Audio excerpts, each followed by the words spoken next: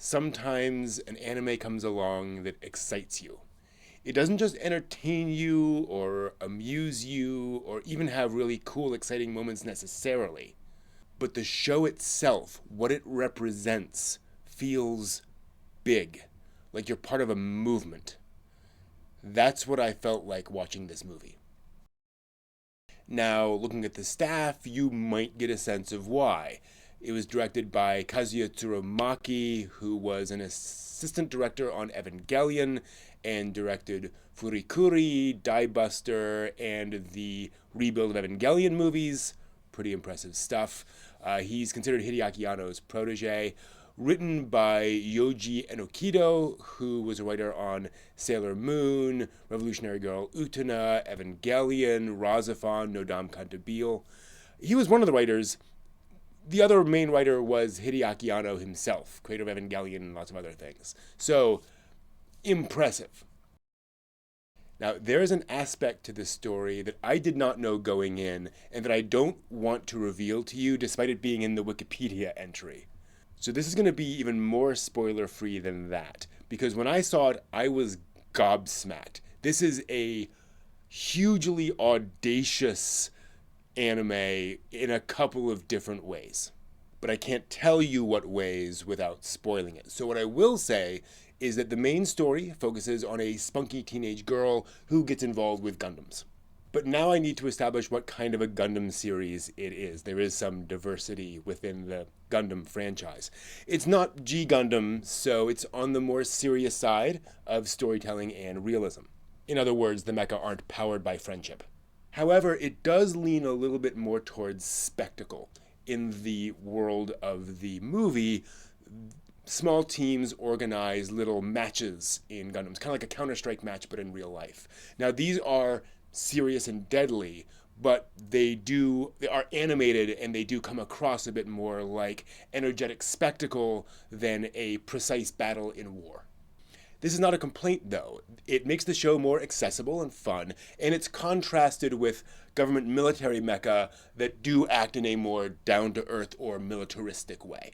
It's just a bit more 90s style Gundam combat than 70s, 80s style, if you're familiar with that. More mecha kicking each other. The movie apparently adapts the first few episodes of the series, but the series isn't out yet, so I can't say how well it adapts those episodes. We just don't know. But it does introduce us to the main character, a kind of spunky teenage girl who gets pulled into these indie Gundam battles. And speaking of indie Gundam battles, now's a good chance to talk about what those battles actually look like.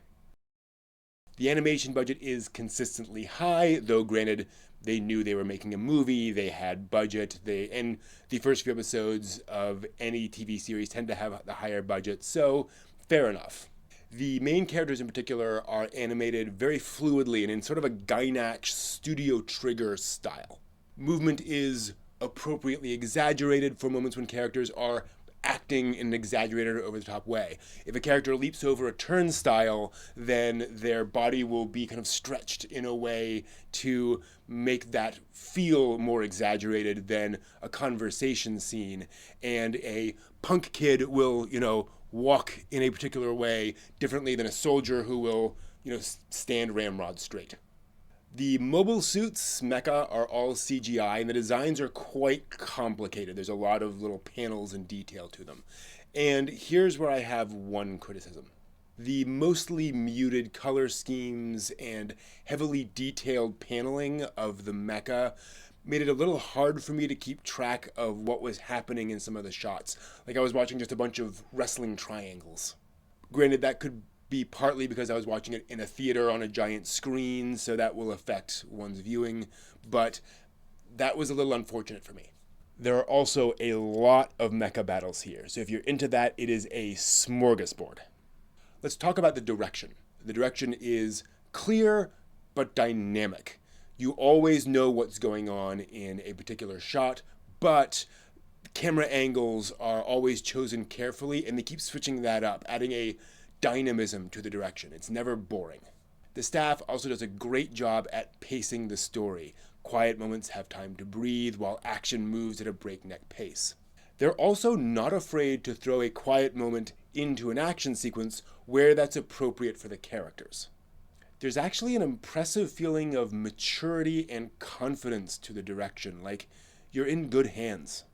Let's talk a moment about the characters. This movie introduces us to a lot of characters, and because it's basically the beginning of a TV series, it is unreasonable to expect complete character arcs here. Also, listing all the characters isn't going to be very useful, not really relevant to a review like this. Instead, we start to see how characters interact, character dynamics, and that's where things get kind of interesting. There is some melodrama here, but that's okay. I should explain what I mean. Quick sidebar to explain what I mean by drama versus melodrama. In my definition, a work is melodramatic when characters jump quickly from one strong emotion to the next. Stereotypical soap opera acting is like this. I love you. Maria, There's another woman. That's melodrama. Love to hate in under a second. Drama is a more natural, steady progression from one strong emotion to another through related emotions. This movie does see some characters, particularly the adolescent ones, jump from one strong emotion to the next in the same scene.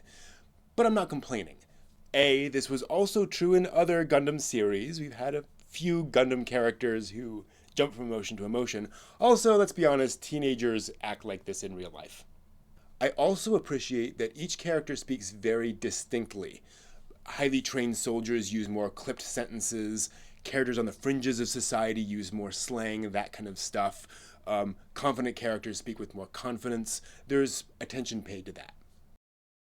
To that point, we get more characters here on the fringes of society, the ones involved in these third-party mecha battles, more so than we see in other Gundam series. To be clear, they show up in other Gundam series, but they tend to be either subsumed into a military organization very quickly or move past fairly quickly.